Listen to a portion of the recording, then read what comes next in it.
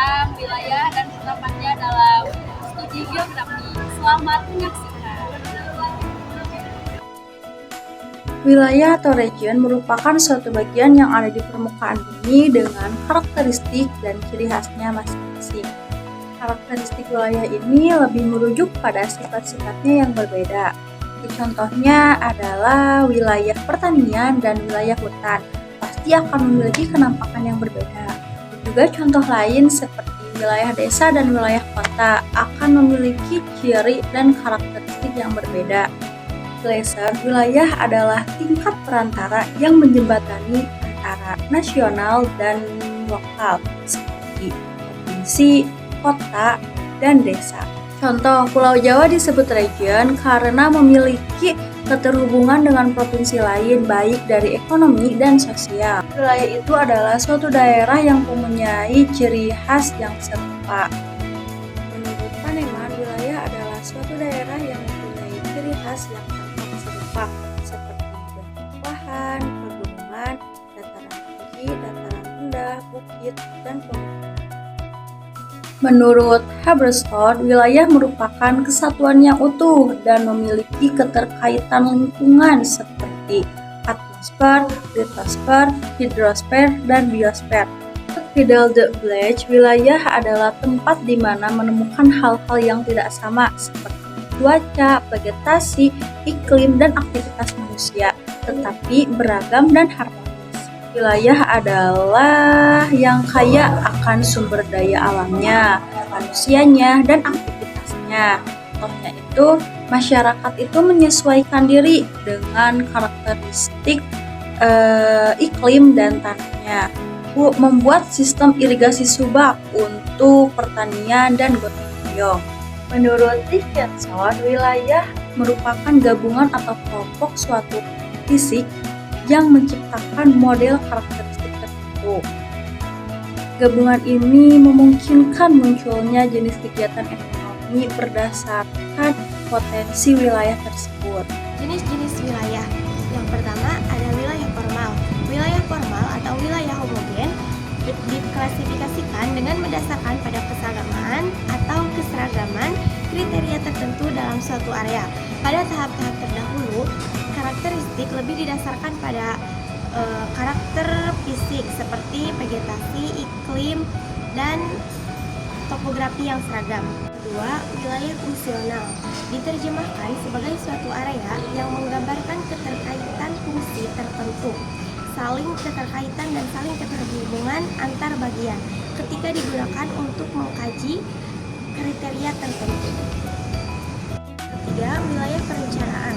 Wilayah perencanaan merupakan tipe klasifikasi ketiga yang biasanya mengakomodasi kedua tipe klasifikasi wilayah terdahulu ataupun mengkombinasikan antara wilayah formal dan wilayah fungsional. Ada ciri-ciri wilayah secara umum. Yang pertama ada tunggal. Ciri wilayah tunggal dan dibatasi dan dikelompokkan berdasarkan satu bentuk geografis saja. Contohnya wilayah pegunungan. Yang kedua ada wilayah majemuk. Wilayah majemuk dicirikan oleh beberapa unsur geografi dalam satu area. Contohnya wilayah urban yang memiliki pemukiman, kepadatan penduduk, dan kawasan industri. Yang ketiga ada wilayah keseluruhan. Wilayah keseluruhan dicirikan dengan mengaitkan unsur-unsur geografis, contohnya unsur alam, manusia, dan biotik secara keseluruhan. Selanjutnya ada ciri-ciri wilayah berdasarkan jenisnya. Yang pertama ada wilayah formal. Wilayah formal yang pertama bersifat homogen karena dicirikan dengan keseragaman seperti kesamaan jenis tanah, iklim, atau vegetasi. Wilayah ini bisa juga berdasarkan keseragaman sosial budaya seperti suku dan kegiatan ekonomi. Misalnya wilayah industri tekstil. Yang kedua ada statis. Wilayah formal memiliki sifat yang statis karena cenderung atau tetap dan tidak mengalami perubahan dalam kurun waktu yang lama. Yang kedua ada wilayah fungsional. Wilayah fungsional memiliki karakteristik seperti yang pertama, fungsional. Fungsional karena dicirikan oleh adanya hubungan atau interaksi fungsional antara unsur di dalamnya. Seringkali bersifat ekonomi dan memiliki satu pusat kegiatan. Contohnya wilayah Jabodetabek yang saling terhubung secara fungsional. Yang kedua, bersifat dinamis. Wilayah fungsional bersifat dinamis karena sifatnya lebih aktif dan dapat berubah seiring waktu. ketiga ada wilayah perencanaan. Wilayah perencanaan memiliki ciri utama yaitu adanya tujuan pembangunan yang jelas seperti pengembangan wilayah industri, pertanian, dan pariwisata sebagai pusat pertumbuhan ekonomi, pelayanan, dan pergerakan aktivitas wilayah sekitarnya. Setiap bagian wilayah dihubungkan oleh sistem jaringan transportasi dan ekonomi agar tercipta keterkaitan fungsional yang kuat. Yang kedua, bersifat dinamis. Wilayah perencanaan bersifat dinamis artinya dapat berubah luas atau fungsinya sesuai arah dan kebutuhan kebijakan pembangunan. Pendekatan dalam studi wilayah ada 3. Yang pertama, pendekatan keruangan. Pendekatan keruangan digunakan untuk memahami pola persebaran, fenomena geografi di permukaan bumi, serta hubungan antar tempat. Pendekatan ini menitik beratkan pada pertanyaan, di mana suatu fenomena terjadi, mengapa terjadi di situ, dan bagaimana hubungannya dengan tempat lain. Contoh, meneliti mengapa industri tekstil banyak berkembang di Bandung. Dengan pendekatan keruangan, dijelaskan bahwa lokasinya strategis, dekat bahan baku, tenaga kerja, dan pasar, serta memiliki infrastruktur yang mendukung. Yang kedua, pendekatan ekologi atau kelingkungan. Pendekatan ekologi menekankan pada hubungan timbal balik antar manusia dan lingkungan alamnya. Dalam pandangan ini, manusia tidak hanya memanfaatkan alam, tetapi juga menyesuaikan diri dengan kondisi lingkungan. Jika hubungan ini tidak seimbang, maka akan muncul seperti banjir, kekeringan, atau kerusakan ekosistem. Contoh yang pertama, masyarakat di daerah pantai membangun rumah panggung untuk menyesuaikan diri dengan kondisi pasang surut air laut. Atau daerah pegunungan, masyarakat menanam sayuran karena tanah dan suhu mendukung. Yang ketiga ada pendekatan kewilayahan. Pendekatan kewilayahan adalah cara memahami suatu wilayah sebagai satu kesatuan yang memiliki ciri khas tertentu. Hasil dari interaksi antara aspek fisik dan sosial di wilayah tersebut. Pendekatan ini berusaha mengidentifikasi karakter wilayah dan membedakan satu wilayah dengan wilayah lainnya, baik dari segi kondisi alam, ekonomi, sosial, maupun budaya. Pendekatan kewilayahan juga adalah pendekatan terpadu dalam studi geografi yang berusaha memahami keunikan, potensi, dan interaksi suatu wilayah secara menyeluruh. Contoh yang pertama, kajian tentang wilayah pertanian dataran tinggi Dieng menggunakan pendekatan kewilayahan untuk melihat bagaimana kondisi tanah, iklim, dan budaya masyarakat saling membentuk karakter wilayah pertanian sayuran khas pegunungan. Yang pertama, ada perencanaan kota dan wilayah. Konsep wilayah ini digunakan untuk mengatur penggunaan lahan, tata ruang, dan juga pembangunan infrastruktur agar lebih efisien dan juga bisa sesuai dengan kebutuhan masyarakat. Yang kedua, ada analisis lingkungan dan bencana. Dalam analisis lingkungan, konsep wilayah ini berperan sebagai pemantau kondisi alam, mengelola sumber daya, dan juga memetakan daerah rawan bencana seperti banjir, tanah longsor, atau letusan gunung api.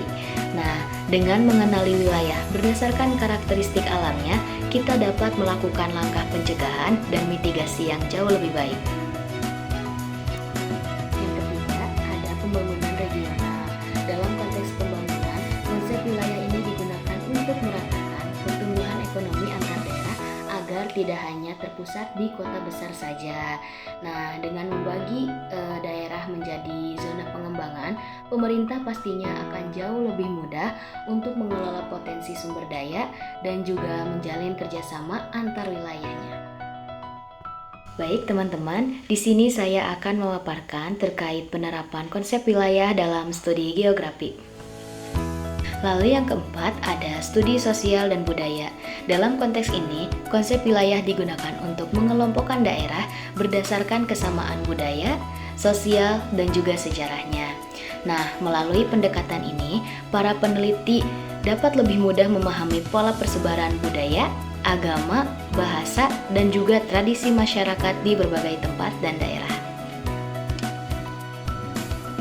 Yang kelima, ada penelitian pasar dan pariwisata. Dalam dunia ekonomi dan pariwisata ini, konsep wilayah itu digunakan untuk menganalisis potensi pasar, perilaku wisatawan, dan juga lokasi strategis untuk pengembangan destinasi wisata. Dan dengan memahami konsep wilayah ini, strategi pemasaran dan pembangunan pariwisata bisa disesuaikan dengan kondisi lokal. Yang keenam, ada manajemen energi dan sumber daya alam. Konsep wilayah digunakan untuk mengatur pemanfaatan sumber daya alam seperti minyak, gas, batu bara, dan juga air agar tidak berlebihan dan bisa berkelanjutan. Setiap wilayah itu pastinya memiliki kondisi sumber daya alam yang berbeda, sehingga pemanfaatannya pun harus disesuaikan dengan kondisi lokal dan yang pastinya sesuai dengan kebutuhan setiap wilayahnya. Dapat diambil kesimpulan, konsep wilayah dalam geografi digunakan untuk memahami bagian-bagian permukaan bumi berdasarkan kesamaan, perbedaan, dan hubungan antar unsur fisik maupun sosial. Wilayah dibagi menjadi 3 jenis utama, yaitu wilayah formal atau homogen, wilayah fungsional atau memiliki pusat kegiatan dan keterhubungan, dan wilayah perencanaan yang digunakan untuk tujuan pengembangan. Dalam studi geografi, konsep wilayah diterapkan melalui 3 pendekatan, yaitu keruangan, ekologi, dan kewilayahan, untuk menganalisis karakter wilayah, interaksi manusia, lingkungan, serta pola persebaran fenomena. Penerapannya sangat penting dalam perencanaan kota, analisis lingkungan dan bencana, pembangunan regional, studi sosial budaya, pariwisata, hingga pengelolaan sumber daya alam, sehingga setiap wilayah dapat berkembang sesuai potensi dan kebutuhannya.